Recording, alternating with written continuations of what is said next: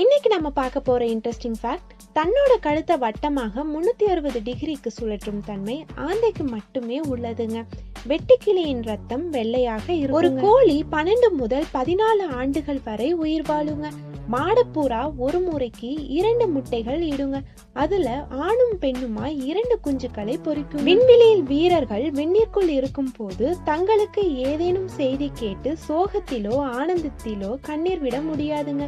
விண்வெளியில் புவியீர்ப்பு சக்தி இல்லாததால் கண்ணீர் பொங்கி வரும், ஆனால் கண்ணீர் விட முடியாது. மைனா என்ற பறவை மனிதர்களைப் போலவே விசிலடிக்கும் தன்மை கொண்டவைங்க.